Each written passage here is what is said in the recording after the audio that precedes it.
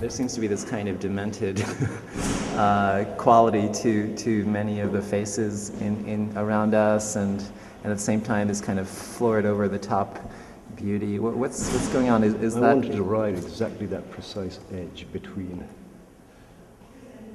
desire and repulsion. I want to kiss her, she horrifies me. That's the first one. He's a desert island. That's it. His hair's braided into coconut trees.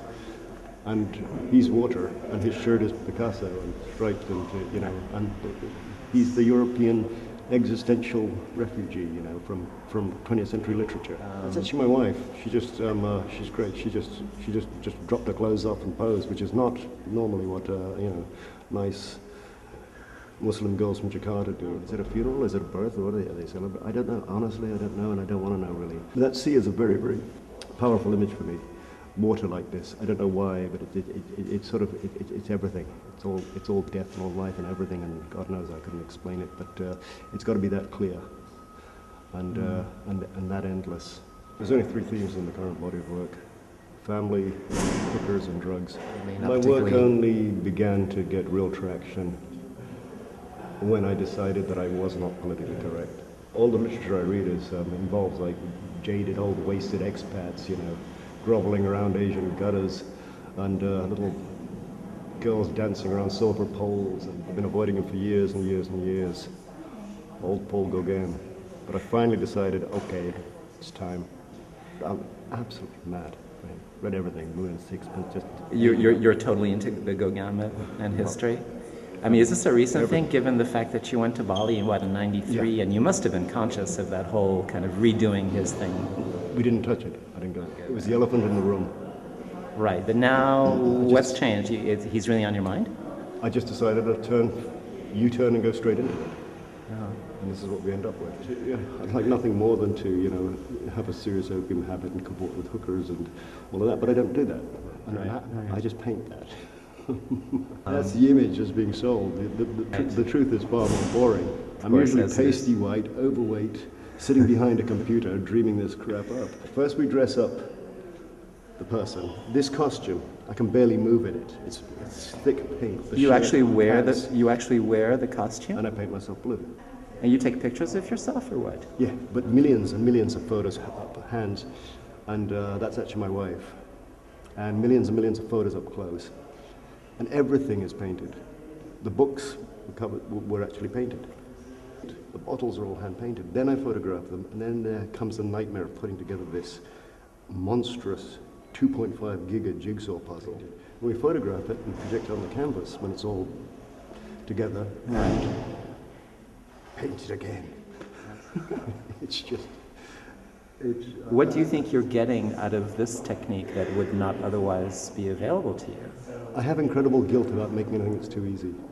I think I'm not giving enough, so I've got to... Painting's basically got to take a huge chunk out of your sanity for it to live. She's Hong Kong Chinese adopted by British parents, so she's got a strong British accent. I actually shoot them. Frontal views, 3/4 views.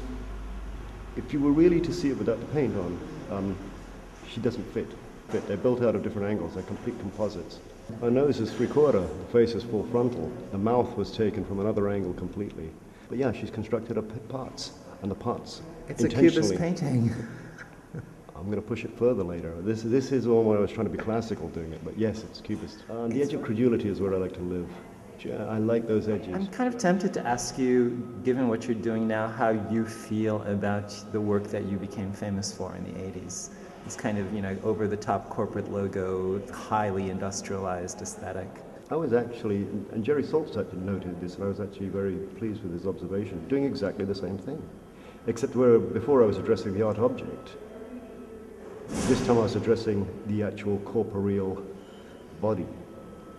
And so all the references, the cultural references, the cultural adornments, the cultural dress-up, that was,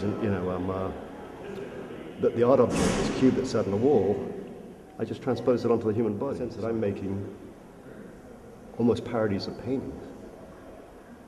Frames, oozing content, sexuality, exoticism, and color, with the great big gaudy frames on them. I mean, they're sort of parodies of art objects. This is from here. Right, okay. Is that batik? Well, this is actually ikat. This is the same culture, the mother of pearl. But as things are done in the modern world, I sit there and do this on my computer. And after I've photographed all the bits and bobs, and I give it to the Chinese-Indonesian trader, who gives it to his workers who come from these islands, but he rearranges it on his computer. It's the way the world's all sort of, fitting together these days. How Balinese have you become, sort of psychologically, culturally? Another fine young British mind, washed up in the gutters of Asia. I don't know. That's a good question. But little by little, something happened. And about 2 shows ago at Sonnabend, I did this landscape show, and I realized finally I'm affected by the place I live, because I saw it in the colors. My colors used to be all chromes or safety oranges, these bright sort of industrial kind of things. And finally I realized they'd gone to the blue-grays, greeny brownies, of the Indonesian palette. And then the busyness, there's something, it finally began to have an effect after all these years. Apparently these are your first bronzes you've ever done? I'm not very good with sculpture. I don't know how to make things that you actually walk around. Everything has a side. I have done very little freestanding three-dimensional sculpture. I always tend to back toward the wall. This is actually probably more autobiographical in a sense, because well, they're just like screaming retarded penis heads